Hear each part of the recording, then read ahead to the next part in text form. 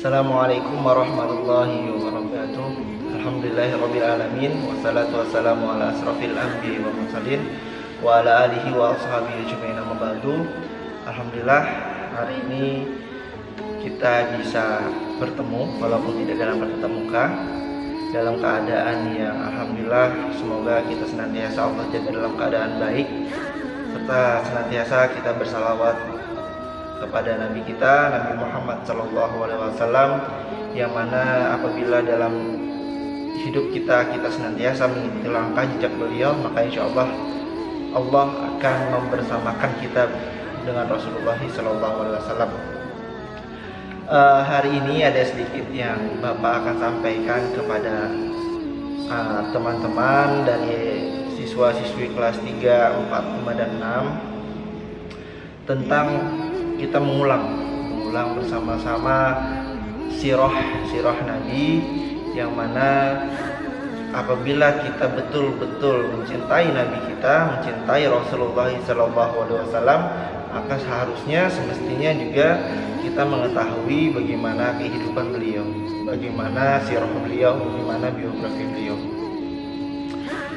Di sini akan Bapak sampaikan secara singkat. Semoga teman-teman bisa menyimak dan kemudian mengambil pelajaran di dalamnya. Jadi memang Bapak langsung saja. Jadi memang dulu itu ketika sebelum Nabi Muhammad SAW itu dilahirkan di dunia itu dalam keadaan yang betul-betul begitu buruk. Dunia pada titik yang betul-betul hancur, ya, ambang-ambang kehancuran. Kezaliman di mana-mana, kerusakan di mana-mana, perbuatan-perbuatan yang jelek di mana-mana, dan semua itu tidak ada yang memperhatikan kemudian untuk berusaha menstop, itu tidak ada. Jadi Allah Subhanahu wa taala sendiri, sebagaimana yang di hadis riwayat Muslim, kala itu Allah Subhanahu wa taala sendiri itu sampai murka kepada penduduk dunia saat itu, karena saking rusaknya keadaan dunia saat itu. Hanya segelintir kecil orang saja yang masih beriman kepada Allah. Hanya segelintir kecil saja yang masih beriman kepada Allah. Dan mereka itu bagaikan kunang-kunang yang menyinari malam yang pekatnya luar biasa. Namun walaupun masih ada yang beriman kepada Allah Subhanahu wa taala, tetapi mereka tidak ada yang berusaha untuk memperbaiki keadaan. Jadi ketika ada kebenaran yang terpendam di dalam diri kita di tengah keburukan, dan ketika kita tidak bisa menyampaikan itu, tidak bisa kita mengungkapkan kebenaran itu di tengah keburukan, maka keburukanlah yang akan mengalahkan kebenaran. Itu perlu dicatat. Kemudian saat kegelapan itu terus memuncak, lahirlah seorang bayi, lahirlah seorang manusia yang dipilih oleh Allah Subhanahu wa taala, yang akan menjadi agen perubahan atau orang yang akan membawa perubahan pada dunia. Kehadiran beliau sudah dipaparkan oleh dalam Al-Qur'an, dalam surah Ahmad, Quran surah dengan nama Ahmad, di dalam Quran surah As-Saff surah 61 ayat ke-6, begitupun juga di surah Ali Imran surah ketiga ayat 81, di mana di dalam Quran surah Ali Imran itu para nabi bersumpah beriman kepada Rasulullah SAW. Kelahiran beliau itu bertepatan dengan momentum kegagalan Abrahah ketika melakukan ekspedisi penghancuran Ka'bah. Kejadian ini diceritakan di dalam surah Al-Fil, surah ke-105 ayat 1 sampai 5, di mana di situ menjelaskan, tergambar dengan jelas bahwasanya Allah Subhanahu wa taala menunjukkan kesudahan orang yang mau meniadakan cahaya. Betapapun dahsyatnya kegelapan, pada akhirnya akan lenyap dengan hadirnya cahaya. Cahaya itu adalah Nabi Muhammad SAW. Dari jejak-jejak sirah Nabi di masa kecil, di antara umur 1 sampai 10 tahun, ada beberapa hikmah yang bisa kita ambil. Pertama, Beliau lahir dari keluarga yang baik-baik, dari pernikahan yang baik. Beliau memiliki keturunan yang baik, nasab yang baik, dan ini menjadi pembelajaran bagi kita. Bagaimana kita menciptakan lingkungan keluarga kita yang baik. Bagaimana teman-teman taat kepada orang tua, bagaimana kita bisa saling menjaga adab dengan orang tua, maupun kita berteman, bersosial, itu akan suatu saat akan membentuk kita bagaimana nanti kita akan menjadi orang yang berperilaku baik. Kemudian ketika sudah menjadi pribadi yang baik, maka insya Allah ke depannya kita akan memiliki keturunan-keturunan yang juga baik. Nah, jadi ketika kita mengharapkan pribadi anak-anak kita, keturunan kita kelak menjadi orang-orang yang baik, maka kita harus menjadi pribadi yang baik dulu juga. Kemudian yang kedua, beliau juga terlahir dalam keadaan yatim. Yatim itu apa? Yatim itu adalah seorang anak yang ditinggal oleh ayahnya. Beliau tinggal yatim sebelum beliau lahir di dunia. Siapa nama ayahnya? Ayah Nabi siapa namanya? Ya, nama ayah Nabi adalah Abdullah. Kemudian setelah beliau berumur 6 tahun, beliau juga ditinggal oleh ibu beliau. Siapa nama ibunya? Nama ibu Nabi adalah Aminah. Nah, peristiwa ini bertalian erat dengan takdir ilahi, yang kemudian hari akan memilihnya menjadi orang pilihan sebagai penutup risalah para nabi. Jadi kenapa Nabi dikondisikan menjadi pribadi yang yatim? Karena ketika biasanya umumnya anak-anak yatim itu adalah orang-orang yang akan merasakan penderitaan sosial. Dalam artian begini, dia akan mengerti bagaimana rasanya hidup susah, bagaimana rasanya tidak memiliki orang tua, dan kemudian nanti ini akan bisa melembutkan hatinya, kemudian memberikan ketahanan mentalnya kokoh, dan akan bisa menjadi pribadi-pribadi yang inspiratif, yaitu pribadi-pribadi yang bisa menginspirasi lingkungannya. Jadi kenapa Allah kondisikan dalam keadaan yatim? Karena di situ Allah ingin membentuk diri Nabi menjadi pribadi yang mengerti lingkungan sosialnya itu bagaimana, baik buruk bagaimana, kemudian melembutkan hati Nabi Shallallahu Alaihi Wasallam. Dan di lain sisi Allah juga kenapa Rasulullah Shallallahu Alaihi Wasallam dikondisikan dalam keadaan yatim, agar Nabi atau Rasulullah SAW itu benar-benar terjaga dalam didikannya langsung oleh Allah Subhanahu wa Ta'ala.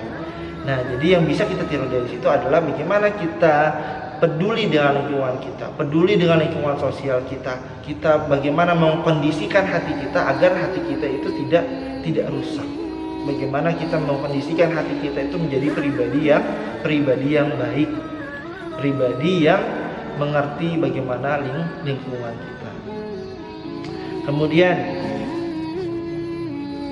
di sisi lain, Rasulullah itu juga memiliki ibu susuan.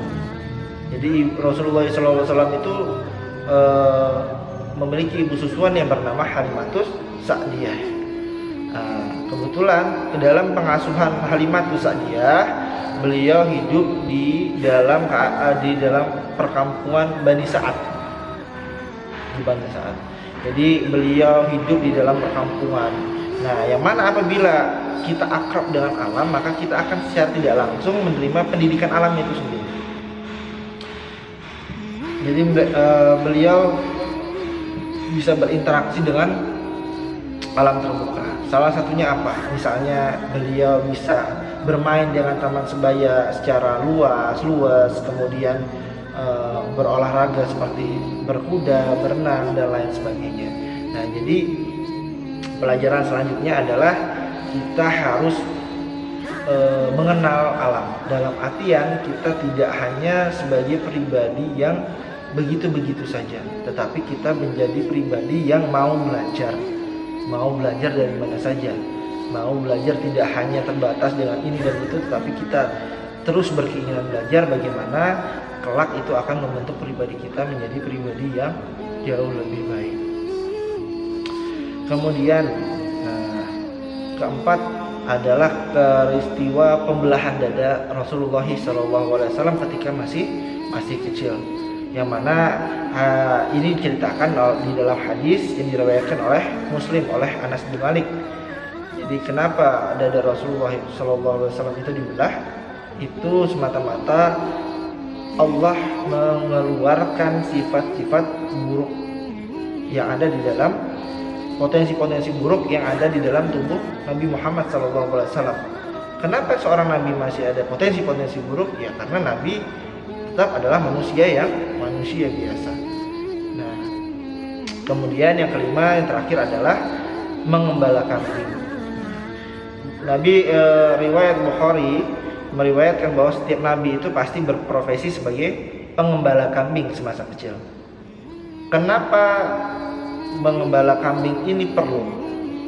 Walaupun sekarang kita kondisinya tidak memungkinkan untuk menjadi pengembala kambing, kecuali jadi peternak kambing, ya kan?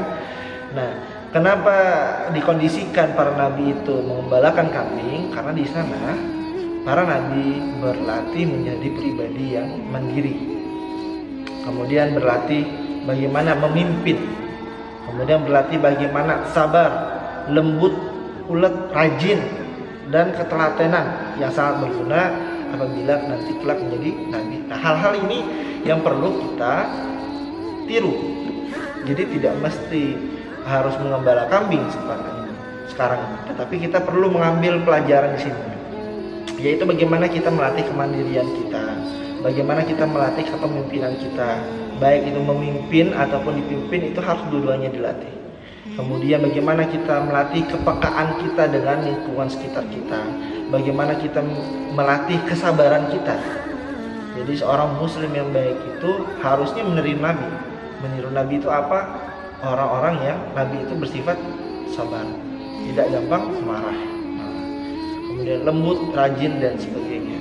Jadi hal-hal ini yang perlu kita contoh, baik itu nanti kita kita aplikasikan, entah nanti membantu orang tua di rumah, kemudian memahami adik-adik di rumah, kemudian bermain dengan teman-teman lingkungan sekitar dengan baik, ya, tidak culas, tidak curang, bermain dengan teman, menyayangi yang masih muda, kemudian menghormati yang lebih tua. Nah, itu yang harus kita aplikasikan di dalam kehidupan kita sehari-hari. Nah, masa kecil yang Nabi yang terlahir dari keluarga baik-baik, kemudian beliau juga yatim, kemudian piatu, kemudian beliau tumbuh di perkampungan atau tumbuh di pedesaan alam terbuka, kemudian juga pengembala kambing. Ini adalah sekian kecil mutiara yang nanti akan berefek sangat dahsyat pada diri kita. Bagaimana kita mengambil pelajaran-pelajaran di sini yang kemudian akan menjadi teladan kita dan membentuk pribadi kita menjadi pribadi yang lebih baik. Nah, jadi Bapak ulangi sekali lagi sedikit apa-apa saja yang perlu kita tiru dari sirah singkat ini. Yang pertama adalah bagaimana kita membentuk pribadi kita menjadi pribadi yang baik. Karena apabila pribadi kita baik, pribadi kita memiliki akhlak yang baik, maka kelak insya Allah keturunan kita, keluarga kita itu akan menjadi memiliki nasab yang baik. Kemudian bagaimana beliau memahami lingkungan sekitar, memahami tetangganya, memahami teman-teman beliau, kemudian bagaimana beliau melembutkan hati.